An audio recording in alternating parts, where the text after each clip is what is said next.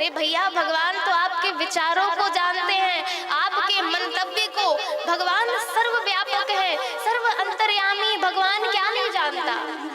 और कौन पिता चाहेगा कि उसका पुत्र दुखी रहे? तो हम तो भगवान की संतानें हैं। भगवान सब कुछ जानते हैं। भगवान से अपना संबंध जोड़ना चाहिए, जिस प्रकार का संबंध आज 16,108 रानियों ने जोड़ लिया। और क्या कहती हैं? सुन लो सुन लो सुन लो दुनिया वालों, सुन लो सुन लो सुन लो दुनिया वालों, सुन लो सुन लो सुन लो दुनिया वालों,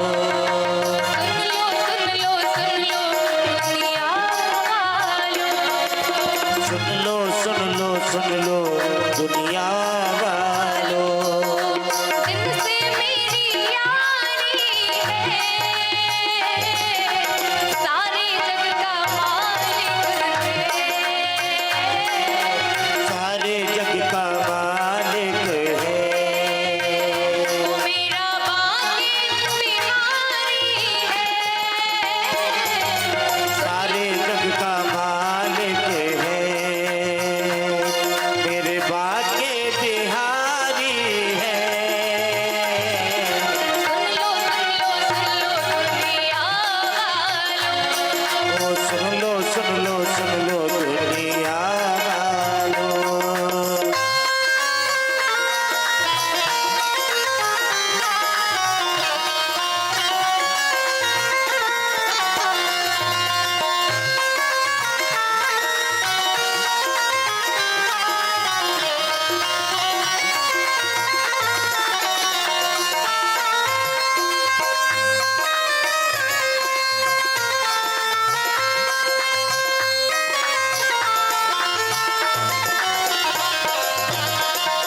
बोलिए बाकी बिहारी लाल की।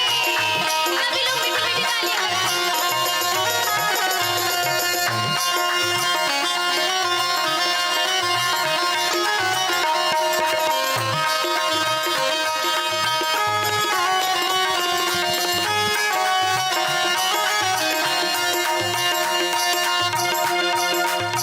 भक्त कहता है, सारी की सारी युवतियां कहती हैं, मैंने एक नजर भर के, मैंने जब नजर भर के, मैंने एक नजर भर के, मैंने एक नजर भर के, जब उनको देखा है, मैंने एक नजर भर के, मैंने उनको देखा है। तो क्या हुआ? जब भगवान के नेत्र कमलों से हमारे नेत्र लड़ जाते हैं महाराज, तो होता क्या है? नैनों से मिले नैना, नैनों से मिले नैना, हमारी ऐसी कटारी है, नैनों से मारे नैना, मारी ऐसी कटारी है। हमारी दिल पे कटारी है, मारे दिल पे कटारी है। जिसने मेरा दिल लूटा, जिसने मेरा दिल लूटा, जिसने मेरा दिल लूटा, वो तो बाके बिहारी है, जिसने मेरा दिल लूटा, वो तो बाके बिहारी है। सुन लो दुनिया वालों, ओ सुन लो दुनिया वालों। जिनसे मेरी यारी है, जिसने मेरा दिल लूटा, जिसने मेरा दिल लूटा, वो तो बाके बिहारी है, जिसने मेरा दिल लूटा।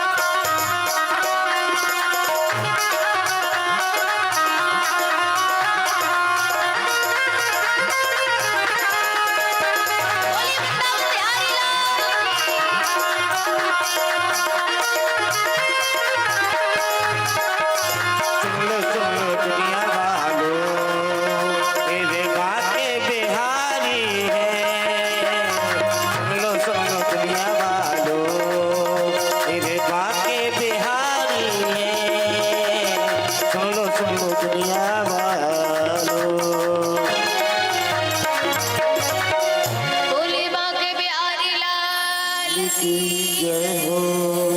तो संबंध भी जोड़ना है ना, तो इस संसार से मत जोड़िए, क्योंकि ये हम सोच के रखते हैं कि ये देह हमारा है, ये संबंधी हमारे हैं, पर वास्तविकता तो आप सबको पता है कि जब देह ही हमारा नहीं है तो ये देह के नाते हमारे कैसे होंगे। ऐसा संसार में कौन है कि जिसे पता नहीं है कि मरना नहीं है, परंतु किसी से बोल दो भैया कि भैया तू कल मर जाएगा, तो वो आपको इतनी 36 बातें सुनाएगा कि आपका मन मीठा हो जाएगा। इसलिए मृत्यु पता है सबको कि मृत्यु होनी है, परंतु इस मृत्यु को जानिए और ये सोचिए कि क्या पता किस क्षण और हमारा गमन हो जाए, हम यहाँ से चले जाएं। क्या पता अगले क्षण ही हमारी मृत्यु हो, क्या पता प्रातः कालीन ही हमारी मृत्यु हो। कोई अमरौती खा के तो नहीं आया है, कोई भी अमृत का कलश लेकर तो नहीं आया है, इसलिए बोध होना चाहिए। और ये श्रीमद् भागवत कथा मुक्ति अर्थात भय, जो हमारे हमको भय है मृत्यु का कि हमें मरना है, वह अभय करती है ये श्रीमद् भागवत महापुराण। इसलिए इसका श्रवण करिए। जैसे ही कहते हैं परीक्षित जी कहते हैं कि प्रभु ये जो भय है मृत्यु का, ये समाप्त कैसे होगा, तब आचार्य सुखदेव जी महाराज कहते हैं कि परीक्षित ये जो मृत्यु का भय है ना, आप कितना भी साधन कर लो, आप कितने भी साधन सिद्ध बन जाओ, परंतु साधन सिद्ध व्यक्ति के जीवन में भी मृत्यु का आना है। मृत्यु आएगी, सबको आएगी, चाहे आप कितना सिद्ध हो जाओ, प्रसिद्ध हो जाओ, परंतु मृत्यु तो आनी है सबको। क्षण भंगुर जीवन की कलिका, कल प्रातः काल खिले ना खिले, ये मलयागिर की शुच शीतलता, ये शीतल मंद सुगंध मिले ना मिले, जब ले हरि नाम हरि रसना। क्यों? संत यही समझाते हैं कि ये जो तन है, तन नम्र से चोट झिले ना झिले, भजले हरि नाम हरि रसना, कल प्रातः काल हिले न हिले। इसलिए भगवान का नाम नित्य निरंतर जपना चाहिए, रटना चाहिए, भगवान को स्मरण करना चाहिए। इसलिए भगवान सब परिवार के बीच में है, 56 करोड़ उनके परिवार जन है, स्नेही जन है, परंतु मुकुंद माधव हमेशा मुस्कुराते रहते हैं, हमेशा प्रसन्न रहते हैं।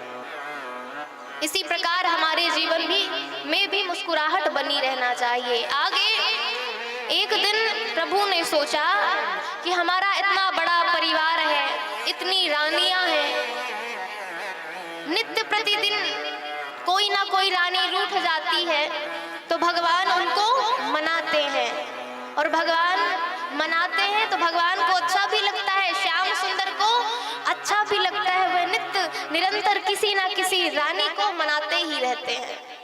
पर एक दिन विचार किया कि इतने वर्ष हो गए, इतने वर्ष व्यतीत हो गए, परंतु रुक्मणी ने मैंने कभी नहीं देखा कि वह रुक्मणी का मुख म्लान हो। वह हमेशा नित्य निरंतर मेरी सेवा करते हुए मुस्कुराती ही रहती है। मैंने कभी नहीं देखा कि रुक्मणी मुझसे रूठी हूँ।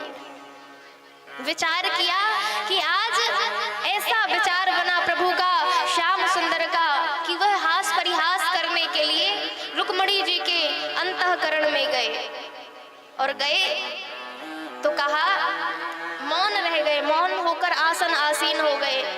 रुक्मणी जी पंखा झल रही थी, हवा कर रही थी।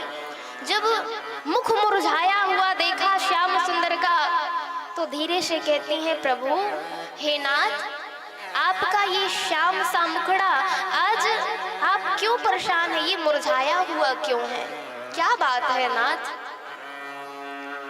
भगवान मौन रहे, भगवान कुछ नहीं बोल रहे हैं। श्याम सुंदर से जब फिर से रुक्मणी जी ने पूछा, और श्याम सुंदर देखते जा रहे हैं कि रुक्मणी जी के मुख की दशा क्या है, इनको क्रोध आ रहा है या नहीं आ रहा है। जब उनकी दशा, उनके मुखमंडल को देखा तो वे तो मुस्कुरा ही रही थी, उनको कहीं भी क्रोध नहीं था। जब देखा तो कहा, रुक्मणी तुमने विवाह मुझसे क्यों किया? मेरे अंदर ना कोई गुण है, ना मेरे माता पिता का पता है कि कौन मेरे माता पिता है, और तुम कहो कि मैं बलशाली हूँ, पराक्रमी हूँ, तो लोग तो मुझे रणछोड़ कहते हैं। जब मैं भारी सेना को देखता हूँ तो मैं रण में युद्ध को छोड़ के भाग जाता हूँ, रणछोड़ नाम पड़ा है मेरा। और तुम अगर ये कहो कि माता पिता की मर्जी से आप शादी करके आई हैं, तो ये भी गलत है। आपने तो अपने मन का वर ढूंढा है, आपको मुझसे विवाह नहीं करना चाहिए था। आज रुक्मणी जी विचार कर रही हैं, मुझसे क्या गलती हो गई कि मेरे नाथ ऐसी बातें कर रहे हैं। और जब कहा कि रुक्मणी अभी भी कोई बात नहीं बिगड़ी है, अभी भी चाहो तो तुम विवाह कर सकती हो। महाराज जैसे ही सुना कि अभी भी विवाह कर सकती हो, रुक्मणी जी मूर्छित हो गई, और जैसे ही पृथ्वी में गिरने लगी तो कृष्ण कन्हैया चतुर्भुज रूप में प्रकट हो गए। बोलिए चतुर्भुज भगवान की जय। एक अपने हाथों से उनको गोद में ले लेते हैं, और एक हाथों से जल छिड़कते हैं, एक हाथ से पंखा चलते हैं, पंखा करते हैं, और कहते हैं, रुक्मणी मैंने तो केवल हास परिहास किया, तुम तो मूर्छित हो गई। बोला, रुक्मणी जी कहती है, प्रभु आपने कोई गलत बात नहीं कही, आप बिल्कुल सत्य बोल रहे हैं, आप बिल्कुल ही सत्य बोल रहे हैं। आप कह रहे हैं कि मुझ में कोई गुण नहीं है, तो ये बिल्कुल सत्य है कि आप में कोई गुण नहीं है। कैसे? और जैसे ही सुना रुक्मणी जी की बातों को तो माधव कहते आश्चर्यचकित रह गए कि जो मैं कह रहा हूँ रुक्मणी कह रही है कि वह सब सत्य है। तो रुक्मणी आप यह बताइए कि फिर जो मैं कह रहा हूँ सत्य बात कैसे है? रुक्मणी जी कहती हैं, प्रभु आपने कहा कि मुझ में कोई गुण नहीं है, तो ये बिल्कुल सत्य है। आपने बिल्कुल सत्य कहा कि आप में कोई गुण नहीं है। कैसे? आप तो सत रज तम ये तीनों गुणों से परे है प्रभु। आप में ये तीनों गुण कभी व्याप्त नहीं होते, आप तो त्रिगुणातीत हैं, आप तो निर्गुण निराकार हैं। आपने बिल्कुल सत्य कहा। और आप कहते हैं कि मेरे माता पिता नहीं है, मेरे माता पिता का पता नहीं है कौन मेरे माता पिता है। तो प्रभु मैं आपसे ये कहना चाहती हूँ कि आपकी बात बिल्कुल सत्य है। कैसे सत्य है? कि आप ही तो सबके माता पिता हैं, आप ही तो सबके दीन बंधु हैं। जब आप ही सबके सब कुछ हैं तो आपके माता पिता कहां से होंगे? आप बिल्कुल सत्य कह रहे हैं प्रभु। और आपने कहा कि मैं रणछोड़ हूं। ये आध्यात्मिक दृष्टि से हे श्याम सुंदर मैं बताऊं तो आप बिल्कुल आप कहते हैं रणछोड़ है, जिसके अंदर जो काम भावना होती है, लोभ मोह मत्सर होता है, आप वहां नहीं रहते हैं, आप वहां से रणछोड़ हो जाते हैं। आप जिनके हृदय में, जिनके मन में कपट छल छिद्र भरा रहता है, आप उनके मन में नहीं रहते हैं। आप उनके मन में रहते हैं जिनके हृदय में आपके प्रति प्रेम है। आप उन भक्तों के लिए रहते हैं जिनको राधा रानी से प्रेम है प्रभु। आप उन भक्तों के लिए तो अपना बैकुंठ भी छोड़कर आ जाते हैं। कहते हैं कि हरि रवि निज लोकम सर्वथा तो विहाय प्रविशति हृदि तेषां भक्ति सूत्रोपनता।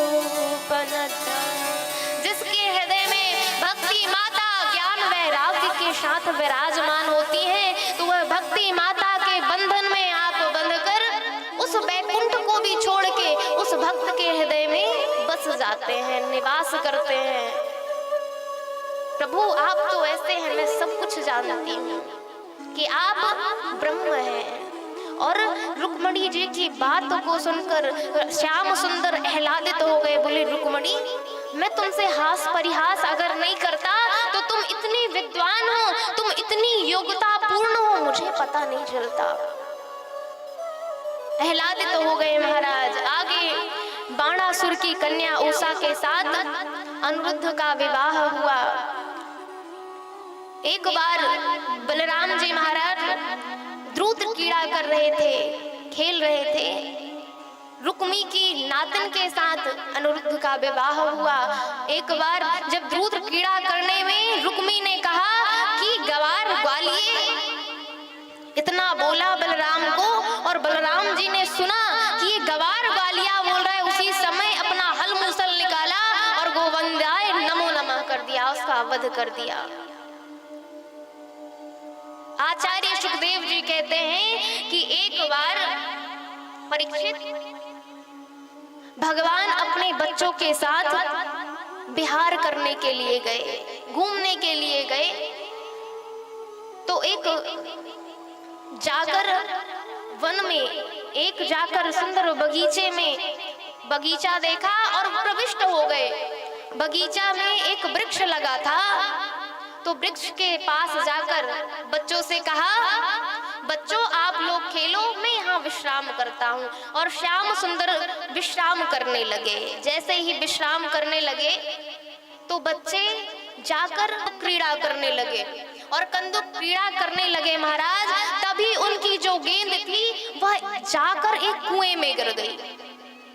कुएं में गिरी तो बच्चे गए कुआं में, देखने लगे कि गेंद कहाँ है। और जब देखा तो उस कुएं में इतना बड़ा गिरगिट था, इतना बड़ा गिरगिट था। भगवान पिताजी से कहा, प्रभु आप चलिए, उस कुएं में इतना बड़ा गिरगिट है, इतना बड़ा गिरगिट है, आपने भी कभी नहीं देखा होगा। प्रभु गए, बच्चों के साथ देखा और उसको बाहर निकाला गया। जैसे ही बाहर निकाला गया, प्रभु का स्पर्श पाते ही वह दिव्य रूप में परिवर्तित हो गया महाराज, दिव्य रूप ले लिया। भगवान ने जब देखा कि यह दिव्य रूप में परिणित हो गया, तब भगवान ने पूछा कि तुम कौन हो? तो उसने परिचय दिया, रघुनाम नरेंद्रो हम इक्ष्वाकु तनया प्रभु दानिश्याख्यायमानेषु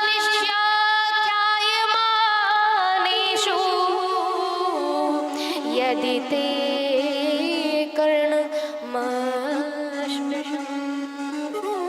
प्रभु मुझे सब दानियों में जानते हैं।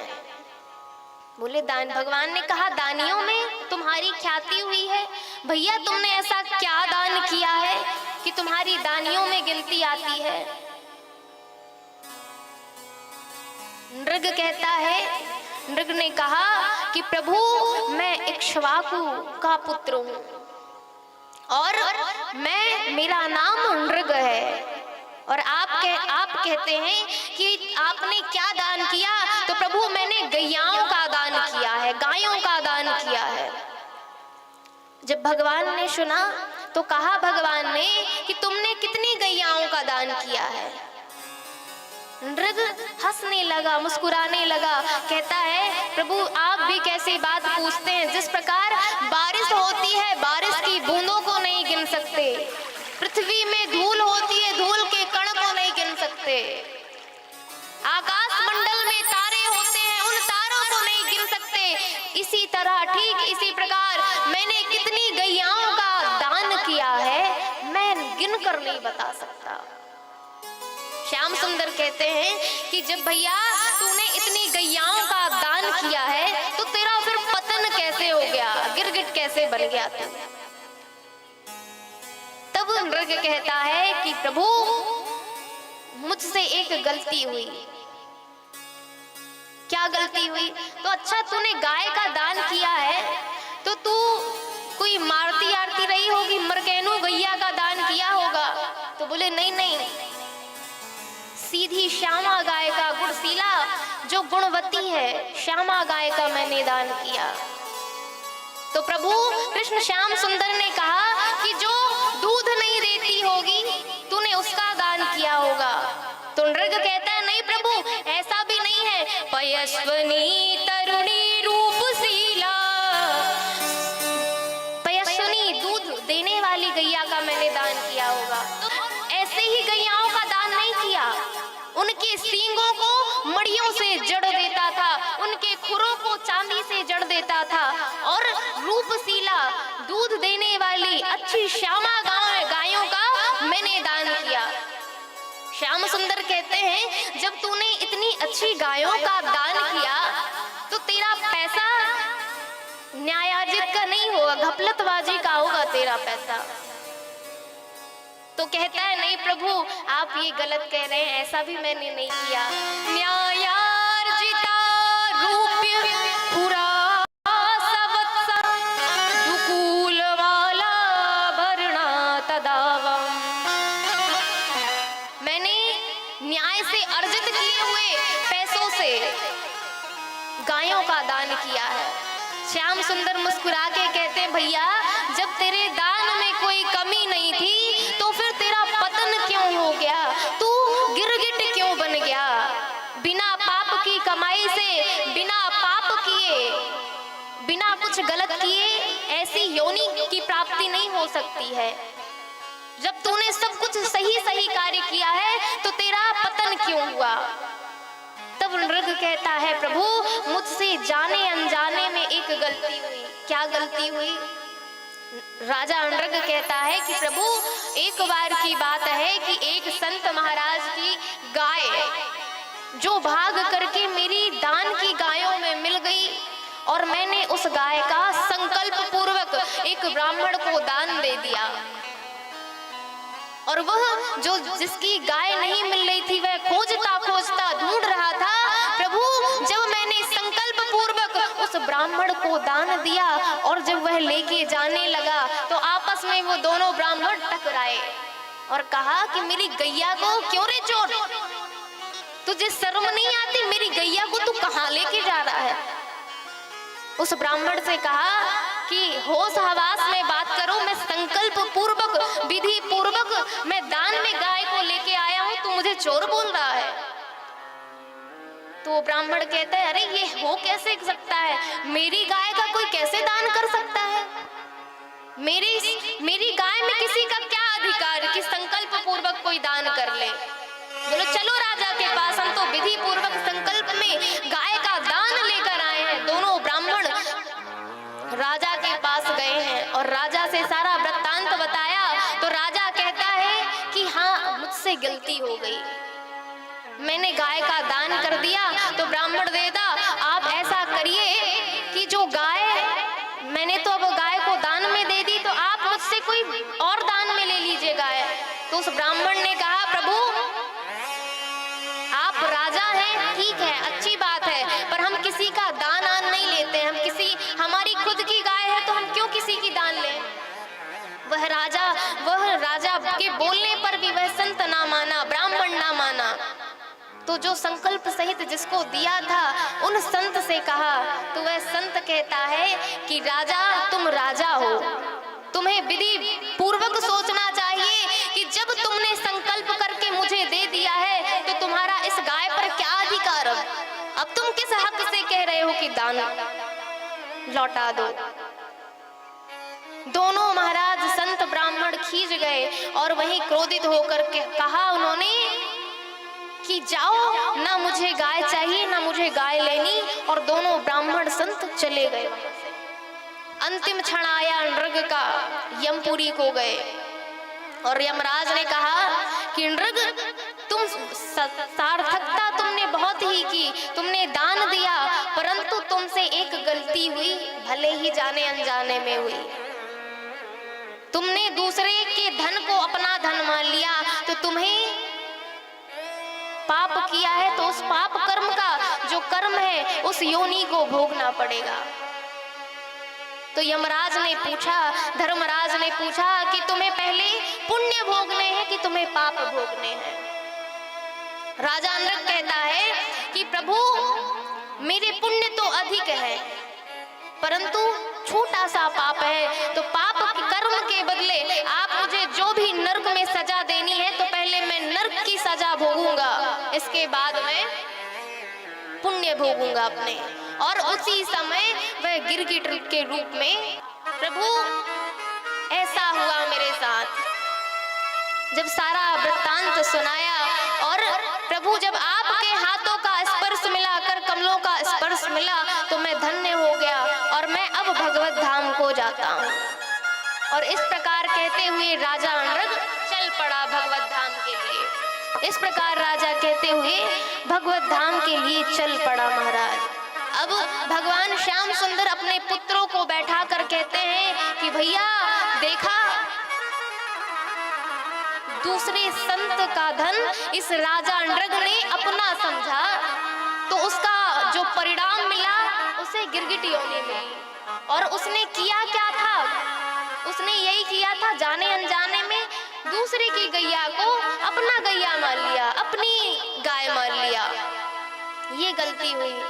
तो जब धोखे से अपराध हुआ, जब हम ब्राह्मण के धन को अपना धन माने तो ये परिणाम मिला, तो मान लो कि हम जानकर किसी ब्राह्मण के धन को अपना मानेंगे तो क्या परिणाम होगा। बहुत प्रकार से श्याम सुंदर ने समझाया है अपने पुत्रों को। राजा नृगदानी था परंतु इसलिए पुत्रों कभी अभिमान नहीं करना चाहिए कि मैंने इतना दान किया, मैंने इतना दान किया। अनेक प्रकार से श्याम सुंदर अपने पुत्रों को समझाते हैं।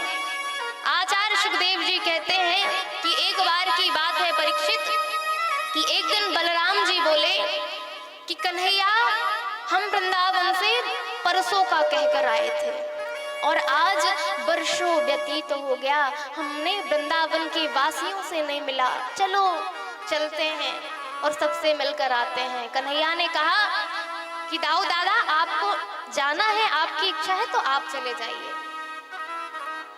बलदाऊ दादा कहते ठीक है कन्हैया मैं चला जाता हूँ।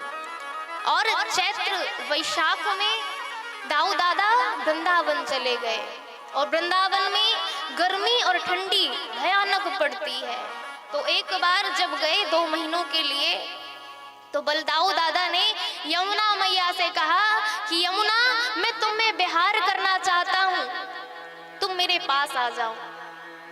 यमुना मैया ने कहा अरे अगर मैं ऐसे बुलाने में सबके पास जाने लगूं तो मेरा कल्याण हो जाए, मैं क्यों आऊंगी तुम्हारे पास? अगर तुम्हारी अटकी है, तुम्हारी गरज है तो तुम खुद ही आओ, और तुम्हें स्नान करना है तो तुम जल विहार करना है तो तुम स्वयं आओ मेरे पास। और जैसे ही बलराम ने सुना, बलराम दादा ने सुना तो वह क्रुद्ध हो गए और अपने हल मूसल को उठाया, कहा यमुना तुमने मेरी अवज्ञा की है, तुमने मेरा अपमान किया है। हल मूसल को उठाया, कहा कि मैं तुम्हारा अस्तित्व समाप्त कर दूंगा। और हल मूसल उठाकर यमुना जी को जैसे उनकी धारा में अपने हल मूसल को चलाया है, आज भी यमुना जी टेढ़ी मेढ़ी बहती है। ये बलराम जी के बल का आज भी वृंदावन में यमुना जी टेढ़ी मेढ़ी बह रही है। उनके बल का आज भी साक्ष्य है यमुना जी। जैसे ही सुना महाराज परीक्षित जी ने तो कहा बलराम जी इतने ज्यादा सामर्थ्यवान थे, इतने बली थे, आप उनके बारे में प्रभु और सुनाइए। और जैसे ही शुकाचार्य जी महाराज ने सुना वह मग्न हो गए और कहा परीक्षित तुमने जो पूछा मुझे बहुत अच्छा लगा। और परीक्षित जी, शुकाचार्य जी परीक्षित जी को कहने लगे कि एक बार की बात है जब जामवती के पुत्र शांब दुर्योधन ने अपनी पुत्री लक्ष्मणा का स्वयंवर किया और उस स्वयंवर में अनेक प्रकार के राजा आए और सांब भी वहां गए। और जब ही लक्ष्मणा को देखा महाराज वह इतने मोहित हो गए, उनको लक्ष्मणा पसंद आ गई तो उन्होंने हाथ पकड़ा और वहां से 9, 2, 11 हो गए, भाग लिए। जब दुर्योधन ने सुना कि मेरी पुत्री का हरण हो गया, ये शांब लेकर भाग गया। और जैसे ही सुना, सेवकों को बुलाया और शांब को महाराज बंदी गृह में डाल दिया। बंदी गृह में डाला तो भगवान कृष्ण कन्हैया लाल को नारद जी ने समाचार दिया और कृष्ण कन्हैया लाल अपने युद्ध करने के लिए सेना सजाने लगे। जब बलराम जी ने सुना कि कन्हैया कहाँ जा रहे हो, तो श्याम सुंदर ने कहा कि शांब को दुर्योधन ने बंदी बना के रखा है, मैं उसको छुड़ाने के लिए दुर्योधन से युद्ध करने के लिए जा रहा हूँ। बलराम दादा ने बोला, अरे कन्हैया इसकी कोई जरूरत नहीं है, दुर्योधन तो मेरा चेला है, मेरा शिष्य है और मेरी बात को मानता है, वो तुम्हें युद्ध करने की कोई आवश्यकता नहीं है। और बलदाऊ दादा चल पड़े हस्तिनापुर की ओर और जैसे ही चल पड़े, सेवकों को देखा तो कहा बलराम दादा ने कि जाओ बता दो कि तुम्हारे गुरुदेव बलराम आ रहे हैं। सबने सुना, आतिथ्य स्वागत के लिए सब तत्पर हो गए और बड़ा आतिथ्य किया, आसन आरूढ़ किया। और जब दुर्योधन से मिले, कृष्ण कन्हैया से मिले, बलराम जी से मिले, अपने गुरुदेव से दुर्योधन मिला, तब बलराम ने कहा, दुर्योधन मैंने सुना है कि तुमने शांब को बंदी बनाकर रखा है। दुर्योधन ने कहा, हाँ प्रभु, हाँ गुरुदेव, उसने हमारी पुत्री लक्ष्मणा का हाथ पकड़ के वो भाग गया। तो दुर्योधन ने जब जैसे ही सुना तो कहा, दुर्योधन की बातों को जैसे ही भगवान ने सुना, बलराम जी ने सुना, तो बलराम कहते हैं कि दुर्योधन शांब तो कितना सुंदर है, जामवती का पुत्र है, सब में बहुत ही सुंदर है, तो तुम्हें क्या आपत्ति है? लक्ष्मणा पसंद आ गई तो इनका दोनों का ब्याह करवा दो, विवाह करवा दो, उसमें क्या आपत्ति है तुम्हें? तो दुर्योधन कहता है कि हम मानते हैं कि आप हमारे गुरु जी हैं, पर आपकी औकात कैसे हो गई कि हम आपकी बातों को मान लेंगे? माना कि आपने गदा युद्ध सिखाया है, परंतु आप अपनी औकात में रहिए, आप हमको आदेश देने वाले होते कौन है? और ना आप राजा हैं, राजा तो उग्रसेन है, पर आपने हमको कैसे उपदेश दे दिया, कैसे आज्ञा दे दी? और इतने जब ही जैसे दुर्योधन के वचनों को सुना, बलराम दादा ने बोला, मूर्ख, अभी तो तूने अपने गुरुजी की कृपा देखी है, अभी तूने गुरुजी का क्रोध नहीं देखा। हल मूसल को जैसे उठाया महाराज, पूरी हस्तिनापुर प्रलय हो गया, डबाडब पानी से भर गई पूरी हस्तिनापुर। और जैसे ही प्रलय हाहाकार मचा, सभी लोग आ गए, बोले, मूर्ख, तूने ये क्या कर दिया? तुरंत जाके माफी मांग, बलदाऊ दादा से जाके तुरंत माफी मांग। शांब को और अपनी पुत्री लक्ष्मणा को दुर्योधन लेके आता है और बलदाऊ दादा के हाथ में समर्पित कर देता है कि प्रभु इनका विवाह करा दीजिए, आप मुझे क्षमा करिए प्रभु, मैं आपके बल को, मैं आपकी सामर्थ्यता को नहीं जानता था, प्रभु मुझे मेरी धृष्टता को क्षमा कीजिए, मेरे अपराध को क्षमा करें। इस प्रकार से आचार्य सुखदेव कहते हैं कि परीक्षित, कृष्ण से, श्याम सुंदर से कोई नहीं डरता था, परंतु बलराम दादा का नाम सुनते ही असुर थरथराने लगते थे, कपकपाने लगते थे। कृष्ण को तो जानते थे कि जब युद्ध की बात आती है तो ये रणछोड़ देते हैं, रणछोड़ इनका नाम पड़ा है, परंतु जब असुर इनका नाम सुनते थे, बलराम का नाम सुनते थे तो थर्रा जाते थे, कांप उठते थे। ऐसे थे बलराम महाराज। एक आगे पौंड्रक की कथा आती है, भगवान ने परीक्षित जी से, शुकाचार्य जी ने भगवान की दिनचर्या का वर्णन किया है, जरासंध की वध कथा का वर्णन किया है। जरासंध के बंदी गृह में 20,800 राजा इसने बंदी गृह में डाल के रखे थे। भगवान को, कृष्ण कन्हैया लाल को जब पता चला, समाचार मिला, जब समाचार पता चला, बोलिए वृंदावन बिहारी लाल की जय। जब श्याम सुंदर को पता चला कि जरासंध के बंदी गृह में 20,800 राजा बंदी गृह में हैं, तब भगवान ने कृपा करके जरासंध का वध किया और 20,800 राजा को बंदी गृह से मुक्त किया। उन राजाओं ने भगवान की बड़ी ही प्यारी स्तुति की। कृष्णाय वासुदेवाय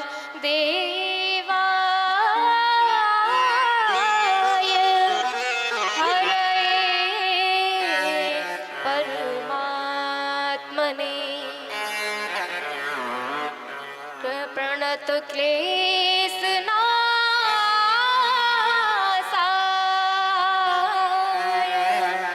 गोविंदाय नमो नमः।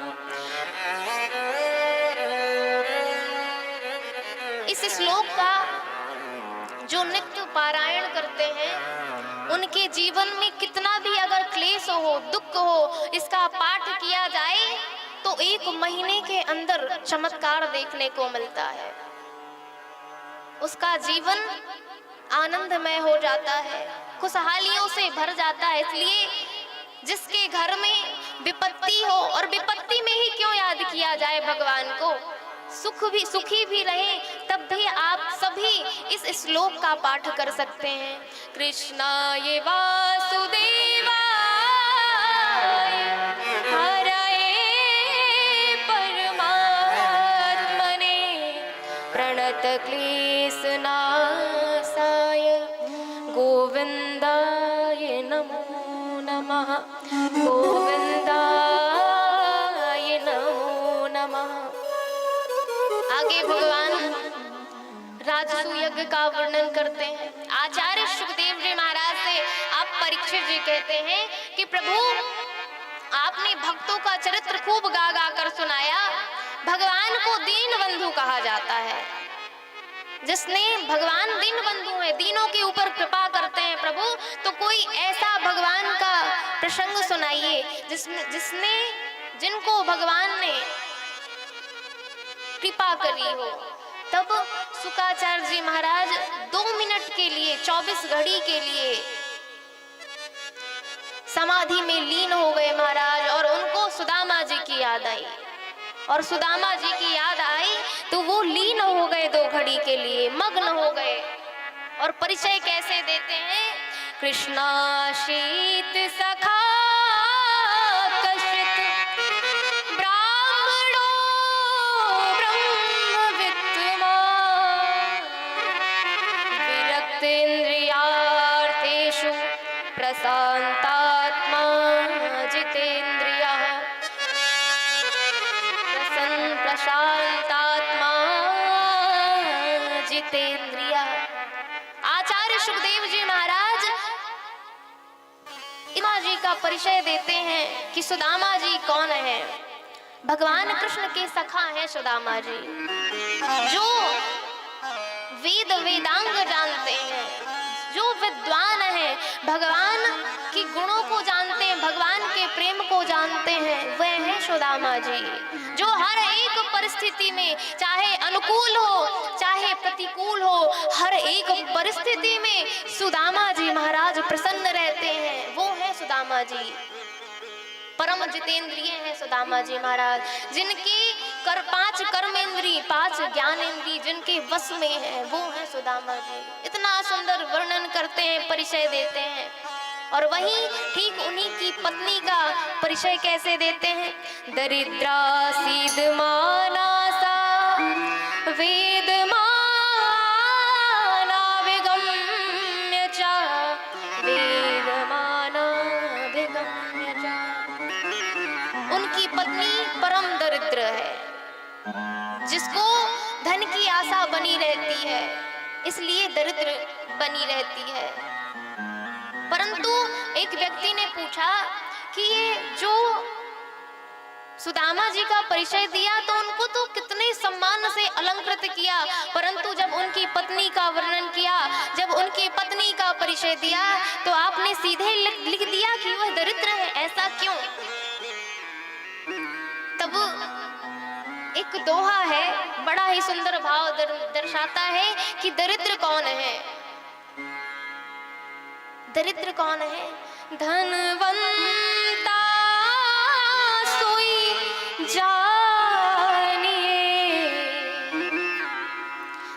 के राम नाम धन होए। जब आवे संतोष धन सब धन धूरी समान। अगर हमारे पास हमारा व्यापार नहीं चलता और हमारा अगर व्यापार भी चलता है फिर भी हमें धन की कमी बनी रहती है। हमारी आशा हमारा विचार यही रहता है, प्रभु हमारा और धन व्यापार बढ़े और पैसा आए और धन वैभव बढ़े। परंतु जब हमारे पास धन है, वैभव है, यश कीर्ति है, प्रसिद्धि है और फिर भी हमें संतोष नहीं है तो मान लीजिए कि वह दरिद्र है। ऐसे व्यक्ति को दरिद्र कहा जाता है। वहीं संत साधु संत होते हैं, फक्कड़ आदमी होते हैं, पर उनके दिमाग में कभी धन की बात नहीं चलती। वह तो जितना है भगवान के नाम में, भगवान की रूप लीला में ही मग्न रहते हैं महाराज, हमेशा आनंदित रहते हैं। तो ऐसे हैं सुदामा जी महाराज। एक बार संत मंडली सुदामा जी के घर पर आई और जैसे ही सुशीला जी बाहर गई, स्वागत सत्कार किया सुशीला जी ने और सुशीला जी से कहते हैं, संत कहते हैं कि सुशीला जी, हे देवी, आपके जो पति हैं वो द्वारिका नाथ के सखा हैं और आपके यहाँ इतनी दरिद्रता है। अगर आपके पति द्वारिका नाथ के पास चले जाएं तो आपका जो ये दरिद्रता है, आपकी जो ये घर की दरिद्रता है वह दूर हो जाएगी। और इतना कहकर वह संत महात्मा वहां से चले गए। और जब सुदामा जी कथा करके आए हैं, गृह में प्रवेश किया, चल दिया सुदामा जी की पत्नी ने और पूछा, प्रभु आपसे एक बात पूछूं? सुदामा जी ने पूछा, हाँ हाँ देवी कहिए, क्या बात है? तब सुशीला जी कहती हैं, नाथ मैंने ऐसा आज सुना है कि आप द्वारिकाधीश इतने बड़े राजा के मित्र हैं। तब सुदामा जी बहुत चक्के से रह गए कि देवी तुम्हें किसने बता दिया कि मैं द्वारिकाधीश का मित्र हूँ? तो सुशीला जी कहती हैं कि मुझे पता चला, पर ये बताइए कि ये बात सत्य है कि नहीं है, और सत्य है तो आपने मुझसे ये बात क्यों छुपाई? क्या बात है? तो सुदामा जी कहते हैं, मैं कहाँ ठहरा गरीब और वो कहाँ राजा द्वारिकाधीश है। मैं किसी को बताता तो कोई मानता भी नहीं मानता देवी, इसलिए मैंने कभी किसी से ये बात नहीं कही। तो सुशीला जी कहती है, नाथ अगर ऐसा था मैं तो मानती, आप मुझसे तो बताते। खैर आपने नहीं बताया, परंतु जो हुआ सो हुआ। पर मैं ऐसा चाहती हूँ कि आप द्वारिकाधीश के पास जाएं, आप उनसे मिलने जाएं, उनके दर्शन के लिए जाएं, उनके दर्शन करने के लिए जाएं। सुदामा जी गदगद हो गए। जब ही अपनी पत्नी, अपनी परिणीता की बात सुनते हैं सुदामा जी, तो कहते हैं, हाँ मुझे वर्षों हो गया कृष्ण से मिले हुए, कृष्ण को देखे हुए। देवी तुम कहती हो तो मैं जरूर जाता हूँ। और सुदामा जी ने पूछा, सुदामा जी मन में विचार करते हैं कि इससे अच्छा मौका मुझे मिल भी नहीं सकता। जब पत्नी ही कह रही है कि जाओ अपने मित्र से मिलके आओ, तो सुदामा जी कहते हैं कि देवी जी, मित्र के यहाँ जाएंगे तो खाली हाथ नहीं जाया जाता, कुछ ना कुछ उसको उपहार स्वरूप लेके जाना पड़ता है। तो आप ये बताइए कि मैं क्या लेके जाऊं? और सुदामा जी की पत्नी 2-4 ब्राह्मणियों के यहाँ गई हैं और 4 मुट्ठी चावल लेकर आई हैं। और जब घर में लेके आई, गृह में लेके आई, कुटिया में लेके आई, तो सारे घर में छान मारा, पर उस घर में एक कपड़ा पोटली बांधने के लिए नहीं मिला।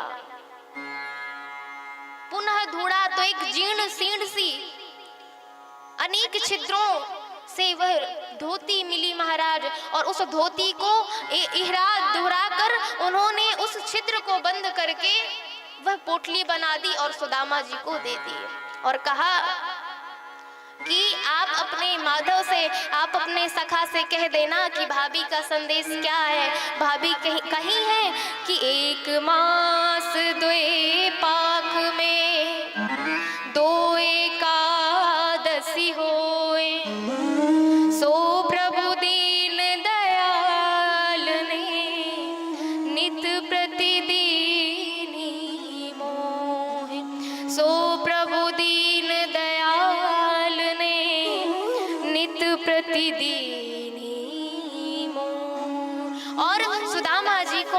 किया है सुशीला जी ने। और भगवान के दर्शन को लालायित सुदामा जी चल पड़े। और जैसे ही चल पड़े, एक जगह थक गए तो बट वृक्ष की छांव में जल पीकर वहां विश्राम करने लगे। जब उठे तो देखा कि बड़ी बड़ी अट्टालिकाएं खड़ी हुई हैं। और जब देखा तो वो भौचक्के से रह गए, स्तब्ध रह गए, आवाक रह गए कि मैं तो निर्जन वन में रुका था, एक वृक्ष के नीचे सोया था, ये सुंदर सुंदर अट्टालिकाएं खड़ी, मैं किधर आ गया।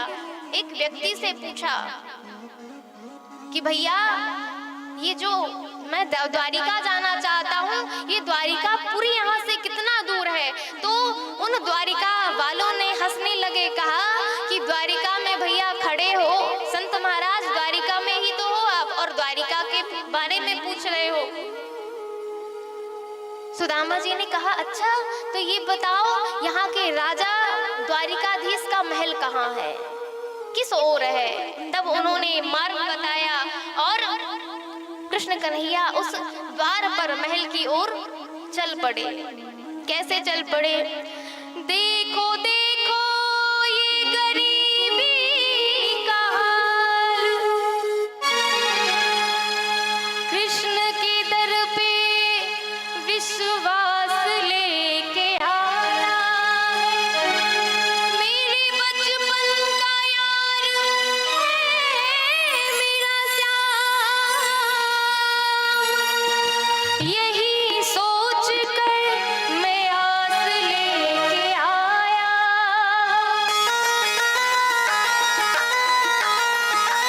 सभी लोग मीठे मीठे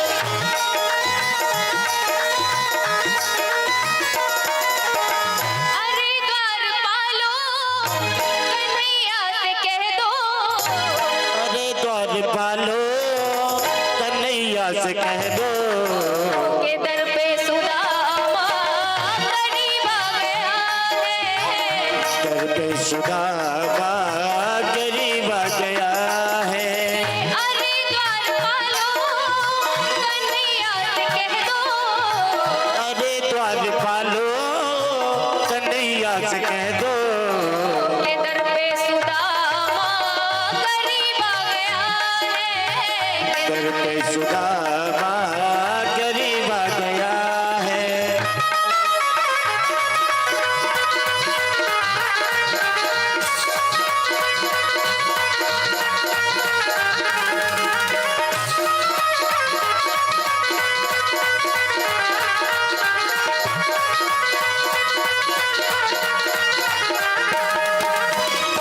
भगवान के द्वारपाल गए और भगवान से क्या कहते हैं कि प्रभु आपके दर में एक मेहमान आया है, न सर पे है पगड़ी न तन पे है जावा, कह दो कन्हैया से नाम है सुदामा, कहे दो कन्हैया से नाम है सुदामा। न सर पे है पगड़ी हो न तन पे है जावा, बता दो कन्हैया से नाम है सुदामा।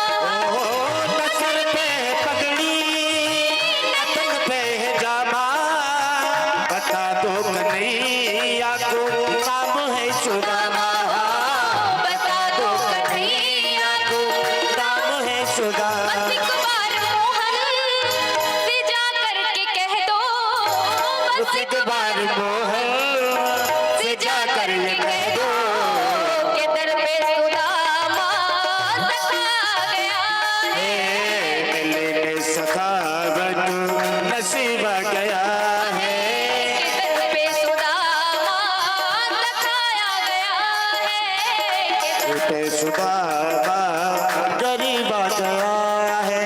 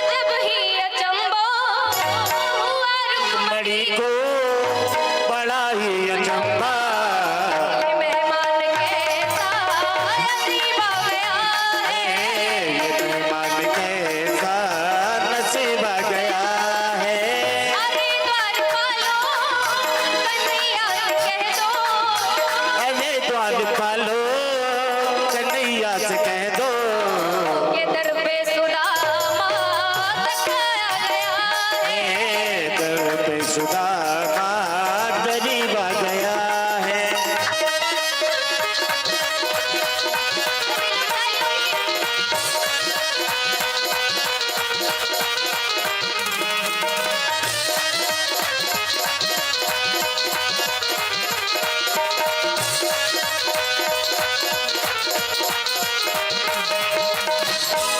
जैसे ही सुना महाराज कि सखा आ गया है, मेरा मित्र आ गया है, भगवान जिस अवस्था में थे ना उन्होंने मुकुट धारण किया और चलते चलते दौड़ पड़े महाराज। अश्रु जल बहने लगे। भगवान द्वारिकापुरी में जिस मार्ग से सुदामा जी आ रहे थे दौड़ पड़े। कहीं पटका गिरा, कहीं वस्त्र परिधान व्यवस्थित ना रहे। अश्रु पूरित जल नेत्रों से लेकर महाराज दौड़ पड़े हैं और लेकर सुदामा जी को आए और आसन आसीन किया। जैसे ही सुदामा जी आए महाराज, रुक्मणी जी ने देखा बराबर से सुदामा बिठाए, तेरे आंसुओं से श्याम ने दुलाए। हाँ चरण आंसुओं से श्याम ने दुलाए। हाँ चरण आंसुओं से श्याम ने दुलाए। बराबर से अपने जय हो सुदामा बैठाए, जय हो आंसुओं से श्याम ने दुलाए। ओ बराबर में अपने सुदामा बिठाए। चरण आंसुओं से श्याम ने दुलाए। हाँ चरण आंसुओं से श्याम ने दुलाए। घबराओ प्यारे, न घबराओ प्यारे, जरा तुम सुदामा। न घबराओ प्यारे चला तुम सुदामा। खुशी का समा तेरे करीब आ गया है। खुशी का समा तेरे करीब आ गया है। अरे द्वारपालो कन्हैया से कह दो, अरे द्वार पालो कन्हैया से कह दो ये दर पे सुदामा तकाया गया है। दर पे सुदामा सखा आ गया है।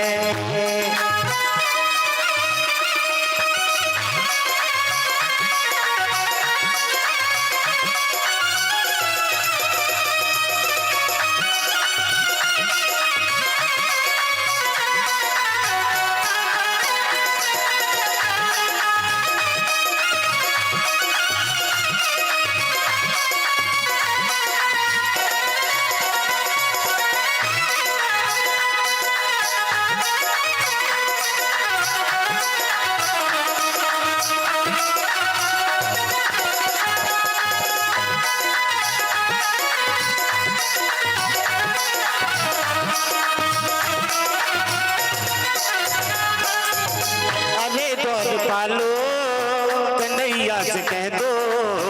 अरे द्वार पालो कन्हैया से कह दो। दर पे सुदामा गरीब आ गया है। दर पे सुदामा गरीब आ गया है। दर पे सुदामा गरीब आ गया है। बोलिए भक्त वत्सल भगवान की जय हो जैसे ही सुदामा जी को आसन आसीन किया महाराज, श्री श्याम सुंदर ने उनके पद कमलों को अपने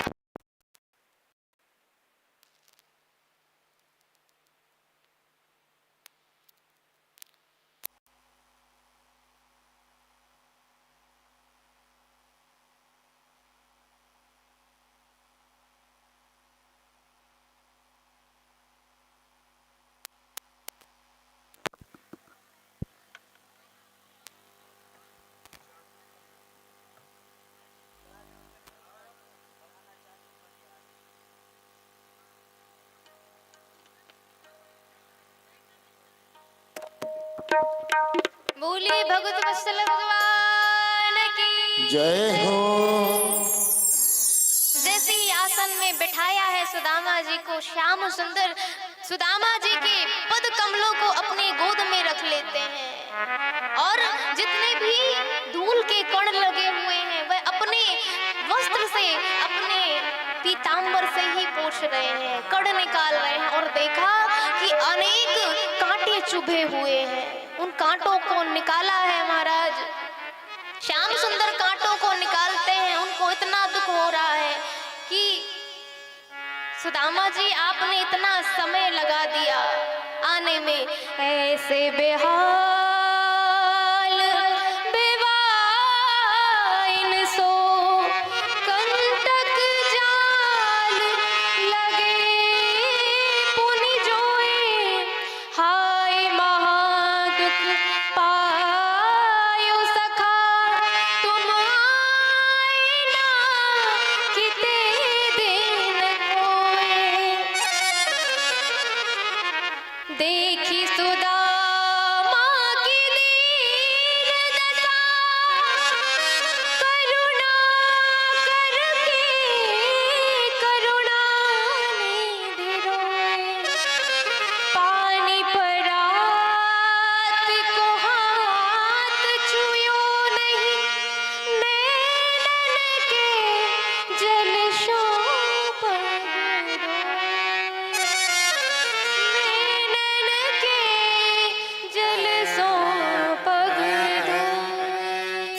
भगवान को इतना दुख हुआ कि वह अपने आंसुओं से गंगा यमुना प्रवाहित होने लगे भगवान के नेत्रों से।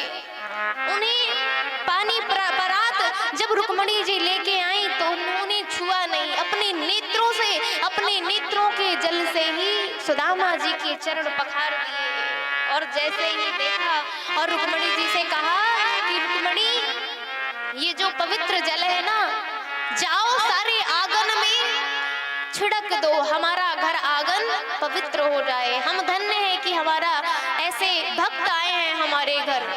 और रुक्मणी जी चल पड़ी। तब सुखदेव जी बोले, परीक्षित कौन?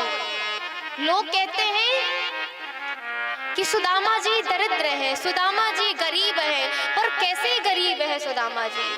भगवान अंतःकरण में ले जाते हैं, स्नान कराया, भोजन कराया, बढ़िया बढ़िया परिधान पहना दिया और भगवान चरणों की सेवा कर रहे हैं। और जब चरणों की सेवा कर रहे थे, रुक्मणी जी ने देखा कि जब मेरे नाथ, मेरे प्रभु सेवा कर रहे हैं तो मैं तो इनकी दासी हूँ।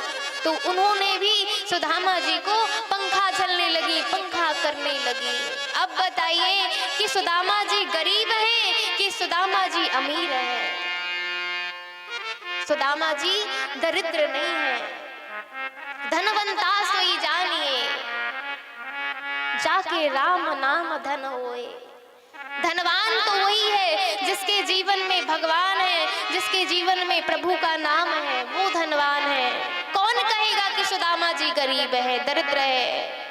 और सुदामा जी से प्रभु कहते हैं कि अपि ब्रह्मन गुरुकुलाद बभूता लब्ध दक्षिणात् समावृत्तेन भार्योडा सदश्री नभा। धीरे से श्याम सुंदर पूछते हैं कि सखा, जब तुम बचपन में थे तो बड़ी ज्ञान वैराग्य की बात करते थे कि मैं साधु बन जाऊंगा, तो क्या कहीं तुम शादी तो नहीं, ऐसा तो नहीं कि तुमने शादी नहीं की, संत बन गए हो?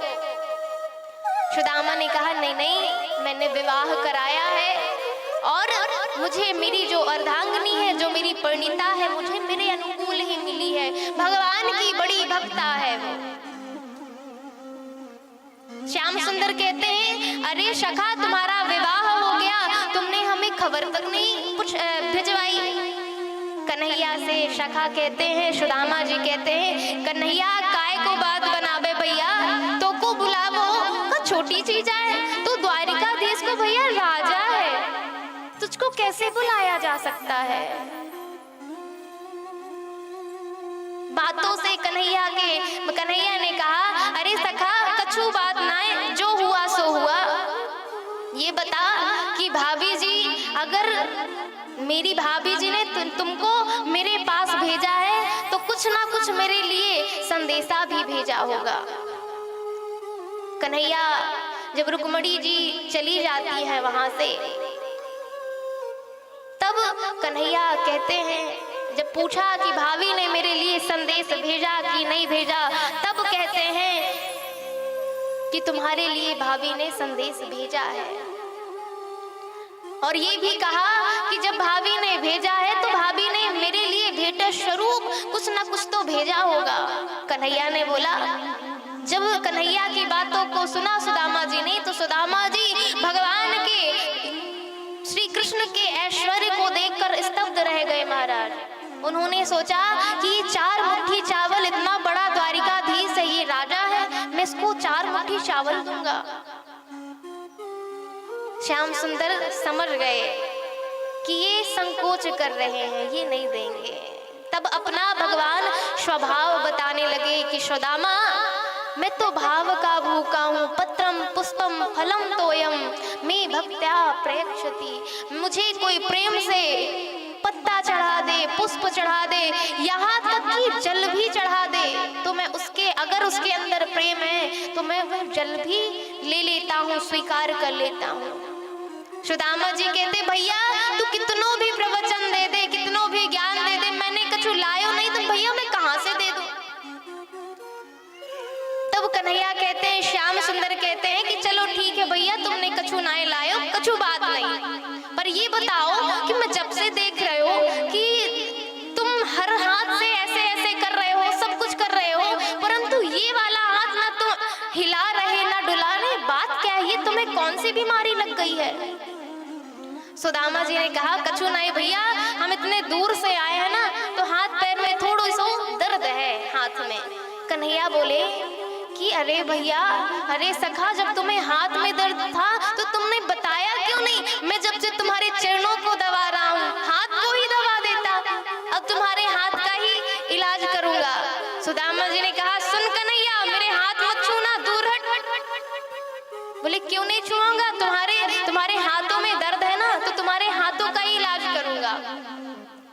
सुदामा जी हाथ जोड़ने लगे, भैया कन्हैया मैं तेरे हाथ जोड़ू, तुम से दूर हट, मुझे नहीं, कहीं दर्द नहीं है, ठीक हो जाएगा भैया। और जैसे नहीं मैं तो हाथ दबाऊंगा, सेवा करूंगा और मैं तो ठीक करके रहूंगा। कन्हैया जबरदस्ती हाथ को जैसे उठाया, कन्हैया ने स्पर्श किया और वह पोटली धड़ाम से नीचे गिर गई। बोले सखा, क्या है इस पोटली में, क्या है इस कुटरिया में, बताओ ये क्या है। सुदामा जी लजा गए, लज्जित होने लगे और उस पोटली में जब खोला तो उस पोटली में इति मुष्टित सग्रध्वजा द्वितीयं जगमाददे, उसमें चावल निकले और चावल निकले तो एक मुट्ठी चावल भगवान ने पाया और एक लोक का ऐश्वर्य सुदामा को दे दिया। दूसरी मुट्ठी चावल उठाया तो रुक्मणी जी ने रोक लिया, मन में इशारा कह के कहा किया कि सब एक लोक तो प्रदान कर दिया है, दूसरी मुट्ठी में हम 16,108 पत्नियां हैं आपकी, क्या आप अब सुदामा जी बन जाएंगे?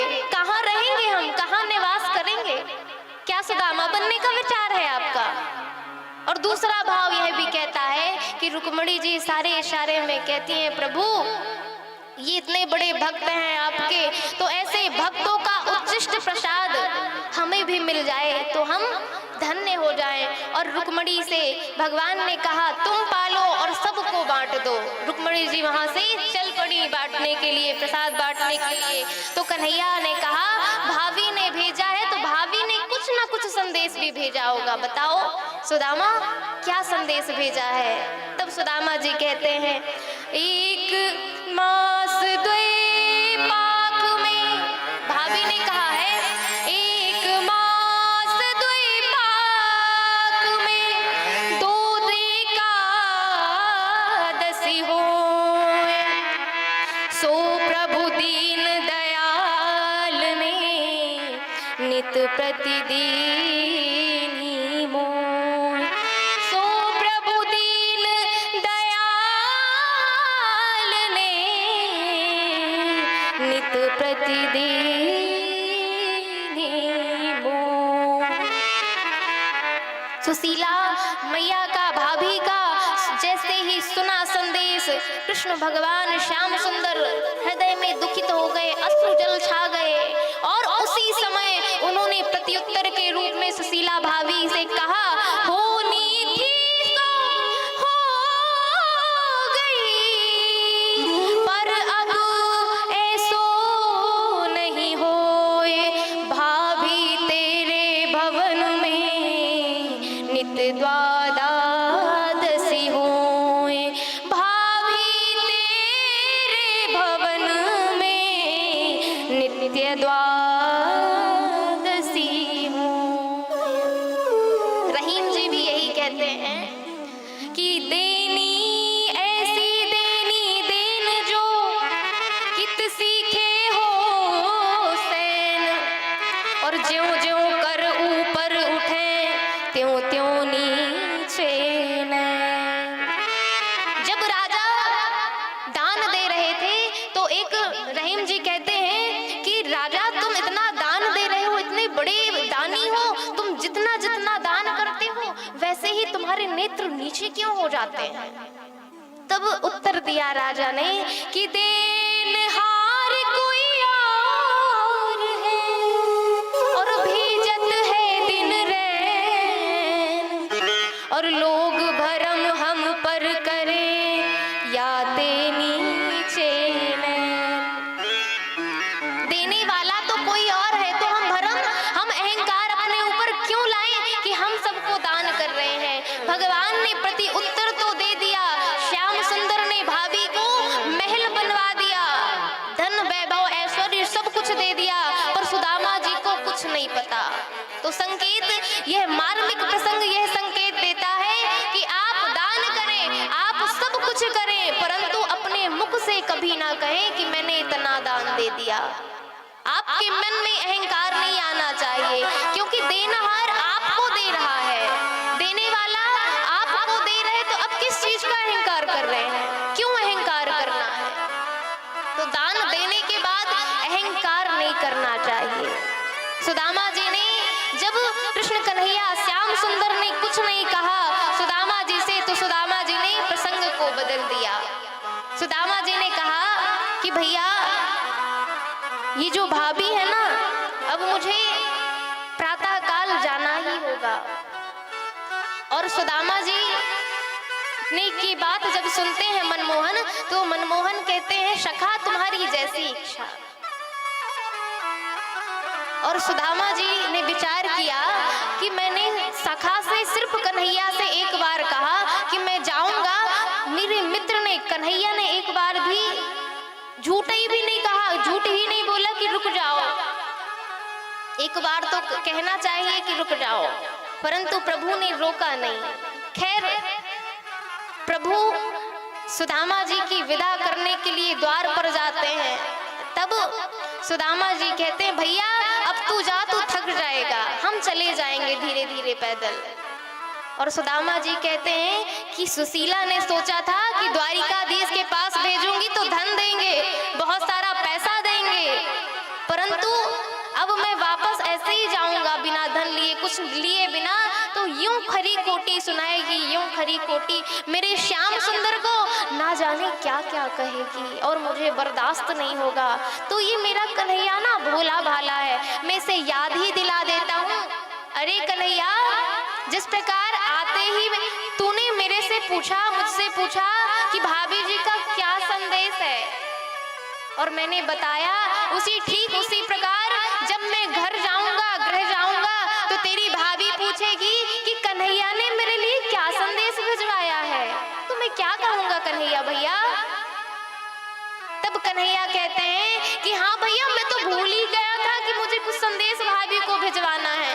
हाँ हाँ, भाभी से बोल देना, भाभी कन्हैया ने बोला है कि राम राम।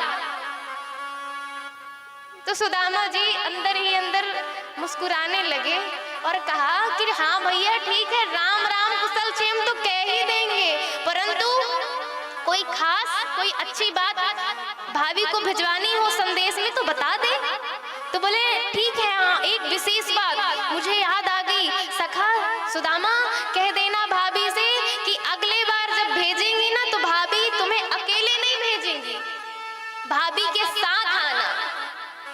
अब सुदामा जी समझ गए कि अब ये कुछ नहीं देने वाले हैं, ये अंतिम विदाई है।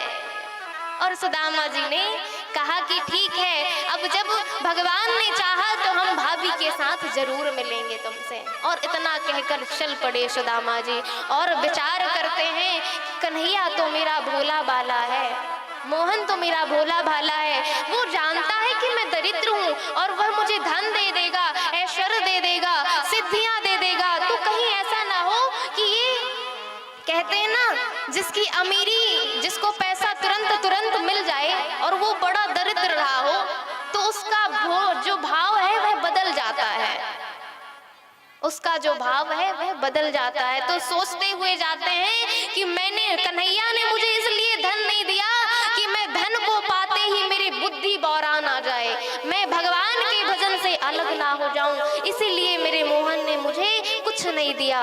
का दरिद्र पापिया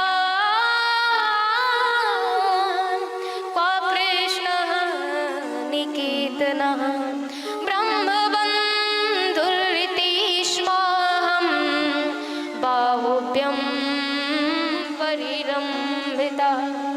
इसलिए मेरे मोहन ने कुछ नहीं दिया। और सुदामा जी यह विचार करते करते, क्योंकि ये मन है ना, ये मन हमको कब कहाँ किस मोड़ में लाके खड़ा कर दे। एक बड़ा ही सुंदर किसी ने कहा कि कब हूँ मन रंग तो रंग चढ़े, कब हूँ मन सोच करे धन का, कब हूँ मन नारी प्यारी, कब हूँ मन कभी मन गृहस्थ में लग जाता है, कभी मन वैराग्यवान हो जाता है कि मुझे इस संसार में, मुझे घर गृहस्थी में नहीं रहना है, त्याग के मन वन को चला जाता है। और कभी मन है ये मन की बात है महाराज। और अष्टम स्कंद में ब्रह्मा जी ने भगवान से कहा कि जिसके पास 6 बातें होती हैं, जिसके पास, जिसके जीवन में 6 बातें आ जाती हैं, उसको मद ना हो, ये असंभव है। कौन कौन सी? जन्म कर्म वयो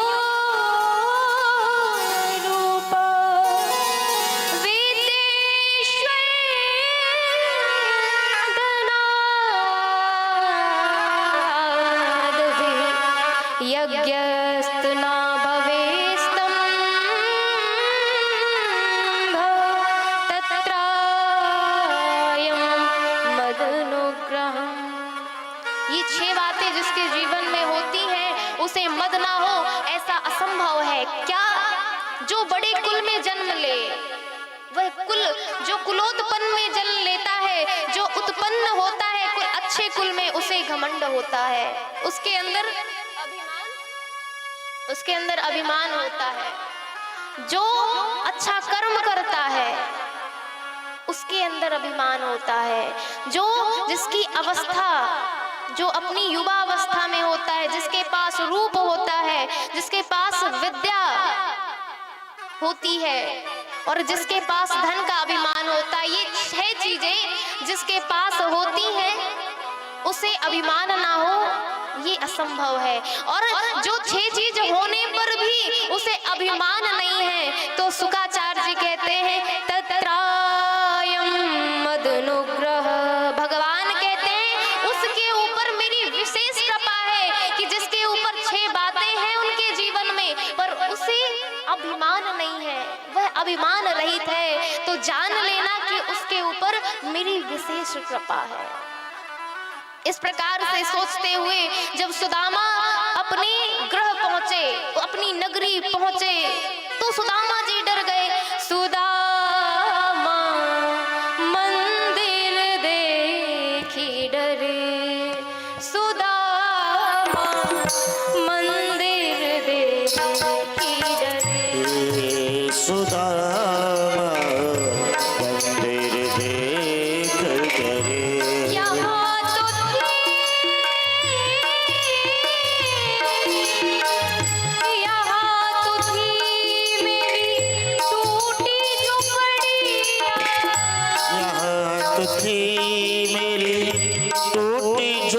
बलिया।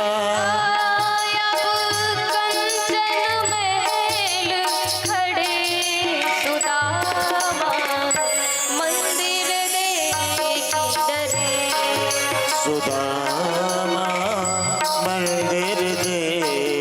डरे।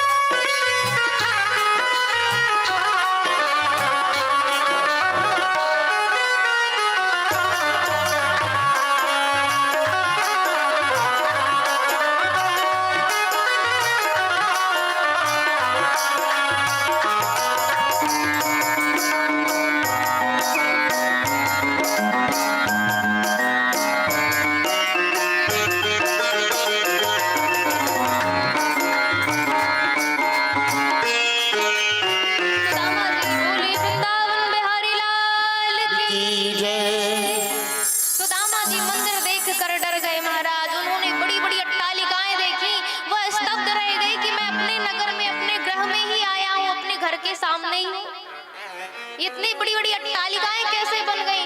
सुदामा जी को आते सुना सुशीला जी ने वह सुंदर 16 श्रृंगार वह करने लगी और छमछम करते हुए स्वर्ण की थाली में आरती उतारने लगी।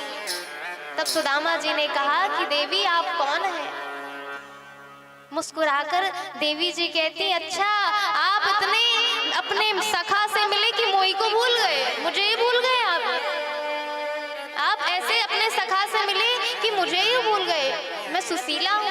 अरे देवी तेरे पास इतनी सुंदर साड़ी, इतने स्वर्ण की चमचमाती दमदमाती थाली कहाँ से आ गई? ये सब क्या कैसे हो गया? तब बताया, सब कुछ समझाया कि ये आपके द्वारिकाधीश का चमत्कार है, आपके द्वारिकाधीश की कृपा है। सब कुछ समझाया। सुदामा जी सब समझ गए और जैसे ही समझे बोली, बाहरी देवी देख मैं वहाँ इतनी मेहनत से गया, परिश्रम पूर्वक गया, मुझे एक फूटी कौड़ी ना मिली और तू देख घर में बैठे ठाले तुझे कृष्ण कन्हैया ने सब कुछ दे दिया।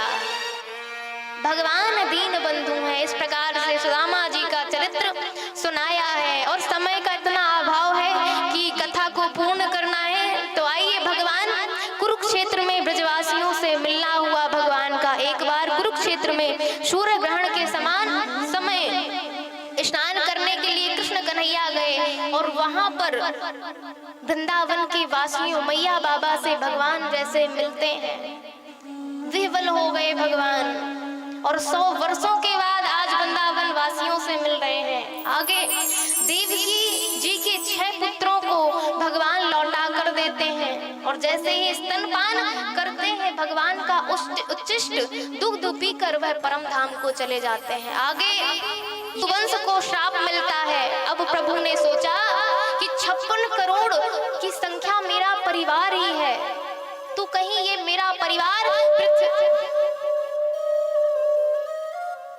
बोलिए वृंदावन बिहारी लाल की जय। कहीं ये मेरा परिवार ही पृथ्वी पर भार ना बन जाए, तो अपने विनाश का ही बीज बो दिया। और चतुर्मासा जब लगा था तो संत मंडली आई और सांब ने और सखाओं ने उनको साड़ी पहना दिया और मजाक परिहास में कहा कि ये बाबा है ना, ये जो आए कुछ जानते सामते भी हैं। तो साड़ी पहनकर उन संतों के पास गए हैं और कहा, बाबा ये बताओ कि इनको बेटा होगी कि बेटी होगी? दुर्वासा ऋषि को गुस्सा आ गया, बोले आओ मैं तुम्हें बताता हूँ कि बेटा होगा कि बेटी होगी। तो जनश्यति वो मंदः मूसलम कुलनाशनम, ये तेरे पेट से मूसल निकलेगा और सारे कुल का, सारे वंश का विनाश कर देगा। हाहाकार मच गया महाराज। उग्रसेन तक, राजा उग्रसेन के पास गए और बताया, सब कुछ सारा वृत्तांत बताया है। और उग्रसेन ने सबको डांट लगाई और कहा मूसल का क्या किया जाए? तो उसको घिसवाकर समुद्र में फिकवा दिया। एक छोटी सी नोक बची, कील बची, वह भी समुद्र में फेंक दी गई। और नारद जी का द्वारिका में आगमन हुआ तो भगवान ने कहा, बोले बाबा आप मेरे माता पिता को समझा दीजिए, स्वरूप का ज्ञान, स्वरूप का बोध करवा दीजिए। तब नारद जी महाराज वसुदेव को भागवत धर्म के बारे में बताते हैं और नवयोगेश्वर संवाद सुनाते हैं। जनक जी के प्रश्न नवयोगेश्वरों से कि भागवत धर्म क्या है, हमारे जीवन में भागवत धर्म कैसे होना चाहिए, तो सूक्ष्म रूप में आइए जानते हैं। कायेन वाचा मनसेन्द्रियैर्वा बुद्ध्यात्मना भानुसुत स्वभावा करोति यद् यद् सकलं परस्मै नारायणायेति समर्पयिता। प्रत्येक जीव को मन क्रम वचन से, क्योंकि इस जीवन में आने का यही मतलब है कि हम मन और क्रम वचन से भगवान को ही, भगवान के ही गुणगान में लगे रहें, क्योंकि जीवन में हमें जाना है, हमारे अंतिम श्वास भी होगी, मृत्यु हो जाएगी हमारी, तो परम सार्थकता है कि हम भगवान से जुड़ जाएं। और अनेक अनेक प्रकार के उपदेश दिए नवयोगेश्वरों ने। उद्धव जी को भगवान उपदेश देते हैं। भगवान से उद्धव जी कहते हैं, प्रभु आप परम धाम जाने की तैयारी में, प्रभु मैं आपके बिना नहीं रह पाऊंगा, आप मुझे छोड़कर मत जाइए। तब उद्धव जी से भगवान कहते हैं कि तुम सन्यासी बनकर रहोगे, और सन्यास धर्म का दत्तात्रेय जी महाराज का उद्धव जी महाराज को उपदेश देते हैं कि जिस प्रकार एक बार हमारे पूर्वज यदुकुल वन में विचरण कर रहे थे, यदु जी महाराज, उन्होंने अचानक एक संत को देखा, वह निर्जन वन में लेटे हुए थे, और जैसे ही देखा तो कहते हैं प्रणाम किया और कहते हैं कि हम जीव सब कुछ होते हुए भी हम चिंता से रहित नहीं रहते, प्रभु चिंता में रहते हैं कि कैसे घर चलेगा, कैसे परिवार चलेगा, परंतु आपके पास कुछ भी नहीं है, पर आप इस समय भी ना, आपको वन में कौन खाने को देगा, परंतु आप अभी भी भय से मुक्त हैं, आप आनंदमय हैं। प्रभु इसका क्या कारण है, इसका रहस्य क्या है? तब दत्तात्रेय जी महाराज बताते हैं कि मेरा नाम दत्तात्रेय है और मैंने 24 गुरु बनाए और संसार में जीवन जीने की कला सीखा है। पृथ्वी वायुराकाश मावोग्नि चंद्रमा रवि कापोतो अजगर सिंधु और पतंगो मधुकृत गजः मधुहा हरिणो मीनः पिंगला गुरुरोर्वका कुमारी सरकृत सर्प ऊष्णी नाभिकृत। 24 प्रकार के गुरुओं का वर्णन किया महाराज, और 24 प्रकार के गुरुओं का वर्णन किया, और कहते हैं कि जीवन में शिक्षा गुरु अनेक हों, परंतु शिक्षा गुरु होने के बाद भी एक शरणागति गुरु होना चाहिए। शिक्षा गुरु तो हमारे जीवन में जो हमको सिखाए, जो हमको अच्छा मार्ग बताए, वही ही हमारा शिक्षा गुरु है। आगे 24 गुरुओं का विश्लेषण करते हुए वेद स्तुति नारकूट छंद में की बंध और मुग्ध का स्वरूप समझाया, हंसोपाख्यान बताया और विभूति योग सब भागवत विस्तार से बताई है महाराज। अपनी चरण पादुका देकर उद्धव जी महाराज को बद्रीनाथ को विदा कर दिया। भगवान अपने परिवार को लेके प्रवासक क्षेत्र आए। प्रवासक क्षेत्र में भगवान का परिवार मदिरा में मदांध होकर एक दूसरे से लड़ मर गए, और 56 करोड़ जो जितनी संख्या थी उनमें से 2-4 केवल बचे। दाऊ जी अपने दिव्य रूप में परिणित हो गए और बहेलिया ने तीर मारा। बहेलिया भगवान को तीर कैसे मारता है? भगवान एक बार एक वृक्ष के नीचे शांत मुद्रा में अपने चरणों को अपने पैरों में रखकर आसीन शांत चित्त मुद्रा में बैठे हुए मुरली का वादन कर रहे हैं। तब ही एक जैसे ही सुना तो वह जरा ने सोचा कि ये मृग है, और उस मृग को मारने के लिए उसने बाण का, उसमें पेनी कील जो मूसल था उसमें लगाकर बाण में वह चला दिया। और जैसे ही चलाया महाराज देखा कि भगवान कृष्ण है। भगवान क्षमा कीजिए, मुझसे इतना अपराध हो गया, प्रभु मुझे क्षमा करें, प्रभु मुझे क्षमा कर, से इतना बड़ा अपराध हो गया। तब बहेलिए को समझाते हैं, मम इच्छा कह दीन दयाला, ये मेरी ही इच्छा है, तुम्हें परेशान होने की जरूरत नहीं है, तुम परम धाम को जाओ। और अपने दारुक सारथी को बुलाकर कहते हैं कि दारुक तुम जाओ द्वारिका, और जितने द्वारिका के वासी हैं उनको अर्जुन के निरीक्षण में छोड़ दो, सानिध्य में छोड़ दो। आज से 7वें दिन ये द्वारिका जलमग्न हो जाएगी। सब के सब भगवान, और जो भगवान का जो दिव्य रूप था वह ऐसा संत कहते हैं कि भगवान का दिव्य रूप वह श्रीमद् भागवत जी में समाहित हो गया। तेने अंबांगमयी मूर्ति प्रत्यक्षा वर्तते महान। बोलिए भागवत महापुराण की जय हो। आगे कलयुग का वर्णन करते हैं। जो बड़े बड़े डकैत होंगे वे उत्तम शासक माने जाएंगे। दाम्पत्य जीवन में कुल मर्यादा सब कुछ भूल जाएगी और वेद वेदांग सभी लुप्त प्राय हो जाएंगे महाराज। और जीव की कुल आयु होगी 20-30 वर्ष। तब भगवान कलयुग में, जब कलयुग की उम्र है 4,32,000, जब शेष 800 बचेंगे तब भगवान कल्कि के रूप में उत्तर प्रदेश के मुरादाबाद में जिले में संभल नाम के तहसील में विष्णु यश नामक ब्राह्मण के घर प्रभु कल्कि अवतार लेंगे। बोलिए कल्कि भगवान की जय। और भगवान जब प्राकट्य होगा भगवान का, मरुदेवापी राजा जो कलाप ग्रह में आज भी तपस्यारत हैं, उन्हें प्रकट करके सूर्यवंश और चंद्रवंश की स्थापना करेंगे।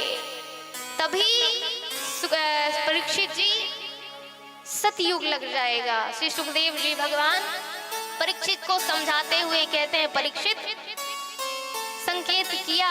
और अब परीक्षित जी को कहते हैं, परीक्षित अब ये 7 दिवस बीत गए हैं और अपने राम चले। परीक्षित जी कहते हैं कि प्रभु आप जाएंगे और आज मुझे तक्षक नाग काटने से मेरी मृत्यु हो जाएगी। क्रुद्ध हो गए शुकाचार्य जी, परीक्षित तुम तो राजन मरिष्यति पशु वृत्ति में माम जही, तुम ये पशु वृत्ति का त्याग करो, तुम तो भगवान के अविनाशी अंश हो। जीव को कोई नहीं मार सकता, जीवात्मा को कोई नहीं मार सकता। श्री राधे। सभी लोग बैठे, आज आरती के बाद ही जाएंगे सभी लोग, उसके पहले कोई नहीं जाएगा। श्री राधे। बोलिए वृंदावन बिहारी लाल की जय हो। सुखा आचार्य सुखदेव जी कहते हैं कि परीक्षित जीव को कोई नहीं मार सकता है। और भगवान के नाम गुण को सुनकर जिस प्रकार एक घड़ा होता है, घड़े में जल आ जाए तो मान लो कि वह घड़ा भर जाता है, परंतु घड़ा को फोड़ दिया जाए, टूट जाए तो क्या जल खत्म हो जाएगा? नहीं, वह घटाकाश में बदल गया, महाकाश हो गया। इसी प्रकार जीव है, हम सच्चिदानंद परमात्मा का अंश है, ये कभी नहीं मरता। और इस प्रकार समझाकर सुखदेव आचार्य सुखदेव जी कहते हैं, सूत जी कहते हैं, हे शौनक ऋषियों, इस प्रकार तुम्हें सुख परीक्षित संवाद श्रीमद् भागवत संहिता श्रवण कराया। इसमें 18,000 श्लोक, 335 अध्याय और 12 स्कंद हैं। भागवत जी का अंतिम श्लोक आप सभी हाथ उठाकर, लंबे लंबे हाथ उठाकर गाएंगे। नाम संकीर्तनम यस्य, नाम संकीर्तनम यस्य, सर्व पाप प्रणाशनम, प्रणामो दुख समनस्त, प्रणामो दुख शमनश, तम नमामि हरिं परम, तम नमामि हरिं परम, तम नमामि हरिं परम, तम नमामि हरिं परम। बोलिए भागवत महापुराण की जय।